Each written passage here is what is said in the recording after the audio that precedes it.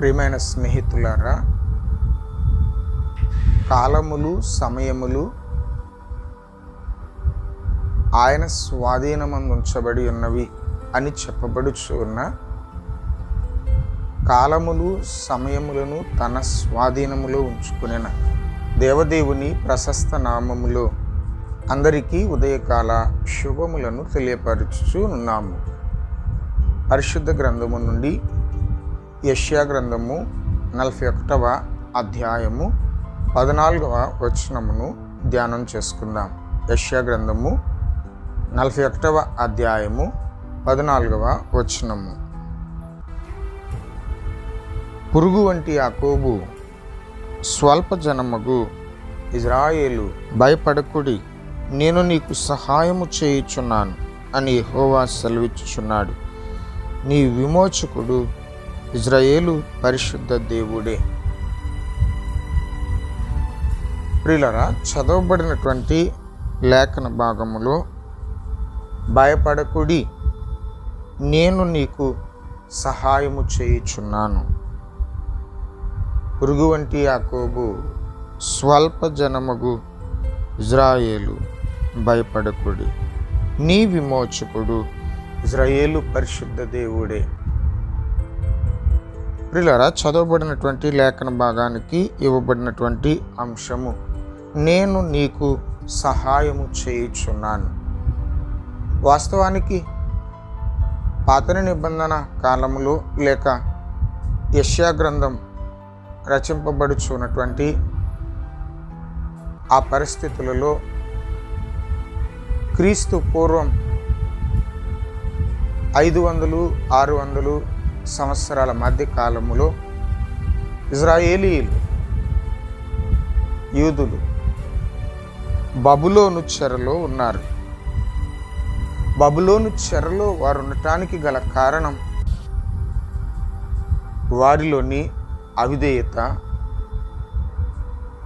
తిరుగుబాటు ద్వారాని, దేవుడు చెప్పిన ప్రకారము కాకుండా వారికి నచ్చినట్లలా జీవించిన జీవిత విధానమును బట్టి దేవుడు వారిని క్రమశిక్షణలో పెట్టడానికి బబులోను చెరలోనికి పంపించాడు. చెరలో వారు ఉన్నారు అని అంటే, ఇబ్బందులు వారు పడుతున్నారు బానిసలుగా అని అంటే, కారణం దేవుడు వారిని తృణీకరించినట్లు, త్రోసివేసినట్లు, విడిచిపెట్టి వేసినట్లు కాదు, కానీ దేవుడు వారిని క్రమశిక్షణలో పెట్టడానికి బబులోను చెరకు పంపించాడు. ప్రియులారా, దేవుడు తన ప్రజలకు వాగ్దానము చేసినవాడు. తన ప్రజలతో ఆయన నిబంధన చేసినటువంటి వాడు. తన ప్రజలకు వాగ్దానం ఇచ్చి నిబంధన చేసినటువంటి దేవుడు ఆయన చేసినటువంటి నిబంధనను, ఇచ్చిన వాగ్దానములను మరచిపోయేటటువంటి వాడు కాడు. కాబట్టి దేవుడు కేవలము క్రమశిక్షణలో ఉంచుట కొరకు మాత్రమే, వారికి శిక్షణనిచ్చుటకు మాత్రమే, వారిలోని అవిధేయతను బట్టి, తిరుగుబాటు ధోరణిని బట్టి, ఆయన మాటను అలక్ష్యము చేయుచు వారికి నచ్చిన విధానముగా జీవించుచు ఉన్న విధమును బట్టి బబులోను చెరలోనికి పంపించాడు. దేవుడు తన వాగ్దానములను జ్ఞాపకము చేసుకొని యూదేతరుడు అన్యుడైనటువంటి కోరెషు అనబడినటువంటి రాజును తూర్పు నుండి రేపి బబులోను పైకి అతనిని పంపించి యుద్ధమునకు బబులోనుపై కోరెషు అనబడినటువంటి అన్యరాజునకు విజయమును కలుగచేశాడు. విజయమును కలుగచేసి అక్కడ చెరలో ఉన్నటువంటి యూదులనందరినీ అతని ఆధ్వర్యములో విడిపించి మరల యెరూషలేమునకు పంపించటానికి దేవుడు కోరెషు అనబడినటువంటి యూదేతరుడు అన్యరాజు వలన తన ప్రజలకు విడుదల గావింపచేసి సహాయము చేసినటువంటి వాడుగా ఉన్నాడు. ప్రియులారా, ఒక యూదేతరుడైనటువంటి అన్యుడైనటువంటి రాజుని తన ప్రజలకు సహాయము చేసి తన ప్రజలు తిరిగి యెరూషలేము వెళ్ళటానికి ఉపయోగించుకున్నాడు ఒక సాధనముగా దేవుడు. తన ప్రజలతో చేసినటువంటి ఒడంబడిక ప్రకారం, తన ప్రజలతో ఆయన వారికి ఇచ్చినటువంటి ప్రవచనాలు, వాగ్దానాల ప్రకారం దేవుడు అన్ని కాలములలోనూ, ప్రతి కాలములోనూ, ప్రతి ప్రజల జీవితాలలోనూ పాలకుల ద్వారా, బంధువుల ద్వారా, మిత్రుల ద్వారా ఆయా విధములుగా తన సహాయ సహకారములను అనుగ్రహించేటువంటి వాడుగానే ఉన్నాడు. దేవుడు తన ప్రజలకు ఇచ్చినటువంటి వాగ్దానములను ఖచ్చితముగా నెరవేర్చువాడు. అందుకే ఆయన మాట్లాడుచూ ఉన్నాడు, భయపడకుము, నేను నీకు సహాయము చేయుచున్నాను. అన్యుడైన కోరెషు రాజును ఉపయోగించుకొని తన ప్రజలైనటువంటి ఇజ్రాయేలీలకు, యూదులకు సహాయము చేసి బబులోను చెర నుండి వారికి విడుదలనిచ్చి తిరిగి మరల తన ప్రజలను యెరూషలేమునకు తీసుకుని వెళ్ళినటువంటి వాడు దేవుడు. పిల్లరా, పాత నిబంధన కాలములో ఎన్నో విధములుగా దేవుడు తన సహాయ సహకారములను అనుగ్రహించినట్లు పరిశుద్ధ గ్రంథం స్పష్టంగా మనకు తెలియపరుస్తూ ఉన్నది. పరిశుద్ధ గ్రంథములో మనం గమనిస్తే 2 దినవృత్తాంతముల గ్రంథము 14వ అధ్యాయము, 2 దినవృత్తాంతముల గ్రంథము 14వ అధ్యాయము 11వ వచనమును మనం చూసినప్పుడు, ఆసా తన దేవుడైన యెహోవాకు మొర్రపెట్టి, యెహోవా, విస్తారమైన సైన్యము చేతిలో ఓడిపోకుండా బలము లేని వారికి సహాయము చేయుటకు నీకన్నా ఎవరునూ లేరు. మా దేవా యెహోవా, మాకు సహాయము చేయుము, నిన్నే నమ్ముకుని ఉన్నాము. నీ నామమును బట్టి ఈ సైన్యమును ఎదిరించుటకు బయలుదేరి ఉన్నాము. నీవే మా దేవుడవు, నరమాతృలను నీ పైన జయమందనీయకుమని ప్రార్థింపగా, దేవుడు తన సహాయమును తన ప్రజలకు అనుగ్రహించినటువంటి వాడై, బలము లేని వారికి సహాయము చేయుటకు నీకన్నా ఎవరునూ లేరు. దేవా యెహోవా, మాకు సహాయము చేయము, నిన్నే నమ్ముకొని ఉన్నాము, నరమాతృలను నీ పైన జయమందనీయకుము అని ఆసా అనబడినటువంటి రాజు దేవునికి ప్రార్థన చేస్తున్నప్పుడు, తన సైన్యమేమో 5,80,000 మంది ఉన్నారు. కూషీయుడైనటువంటి జరహు అనబడినటువంటి రాజు సైన్యమేమో 10 లక్షల మంది ఉన్నారు. ఆ ప్రకారముగా భయముతో దేవుని సహాయమును కోరుకున్నప్పుడు దేవుడు ఆసా అనబడినటువంటి రాజుకు కూషీలపై విజయమును కలుగచేశాడు. దేవుడు ఆశ్చర్యకరమైన రీతిలో తన సహాయమును అనుగ్రహించి తన ప్రజలకు సహాయము చేసినట్లుగా మనము చూడగలం.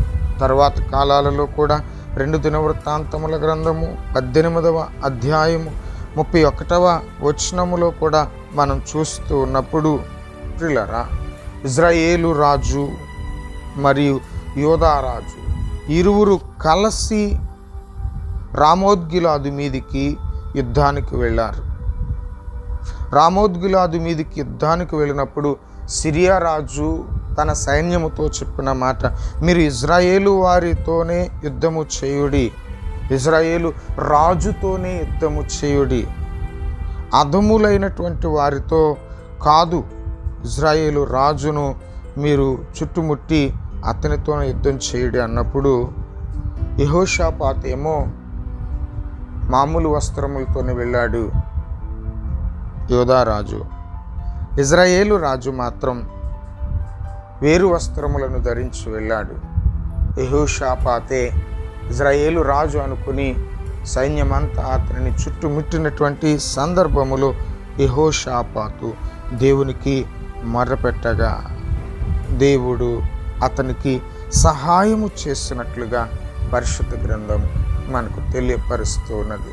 ఇంకా హిజ్కియా కాలములో అదే 2 దినవృత్తాంతముల గ్రంథం 32వ అధ్యాయము 8వ వచనమును మనం చూస్తూ ఉన్నప్పుడు 32వ అధ్యాయము 8వ వచనములో కూడా హిజ్కియా రాజు యొక్క మొర్రను దేవుడు ఆలకించినటువంటి వాడై తన సహాయమును ఆశ్చర్యకరమైన విధమున అనుగ్రహించాడు.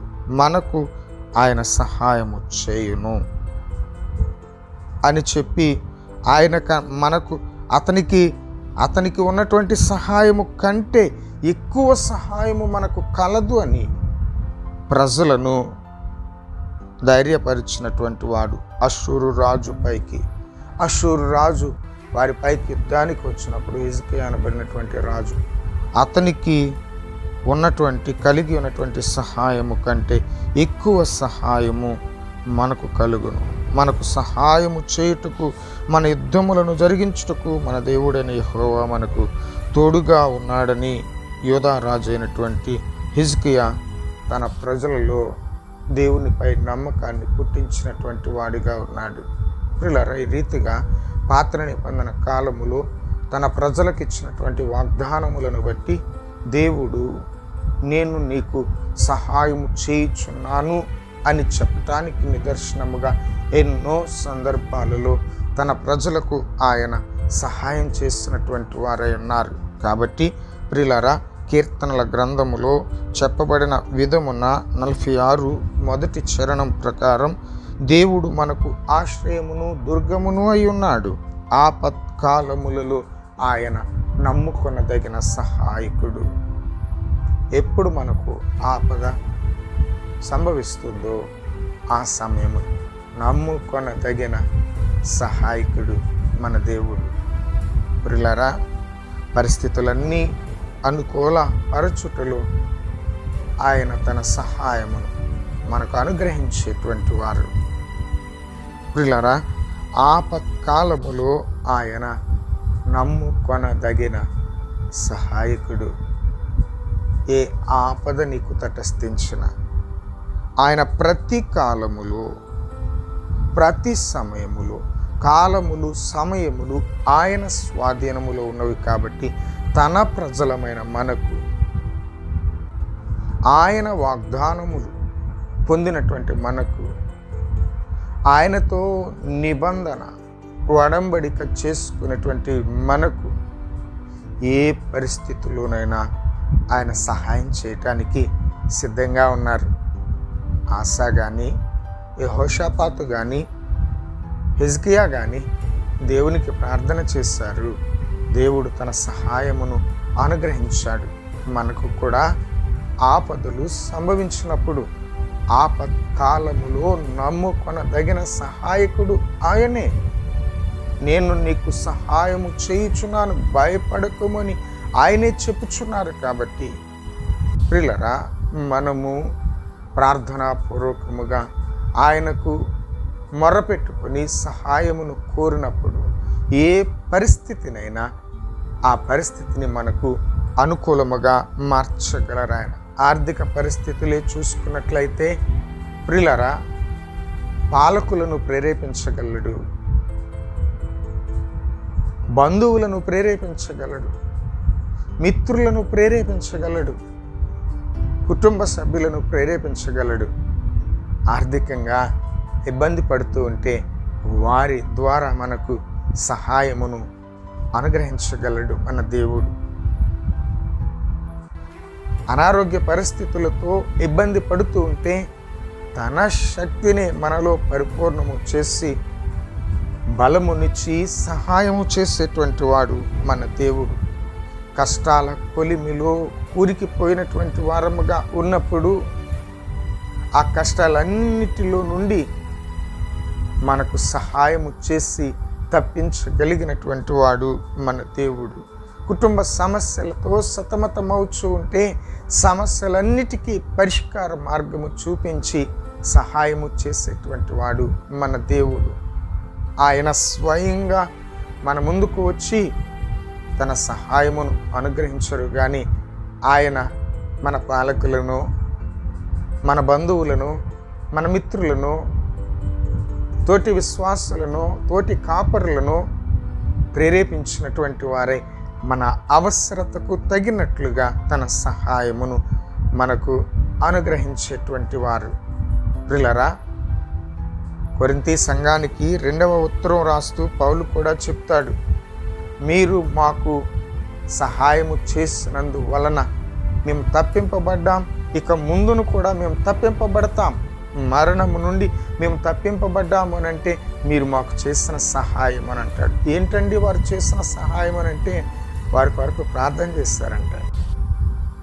ప్రియులారా, దేవునికి మన కొరకు మనమే సహాయము చేయమని ప్రార్థించినప్పుడు ఆయన ప్రతి కాలములో ప్రతి సమయములో ఆయన ప్రజలమైన మనకు ఇచ్చిన తన వాగ్దానములను బట్టి మనతో ఆయన లేక ఆయనతో మనము చేసుకున్నటువంటి ఒడంబడిక ఒప్పందం నిబంధనను బట్టి తన సహాయమును ఆశ్చర్యకరమైన రీతిలో దేవుడు మనకు దయచేసేటువంటి వాడుగా ఉన్నాడు.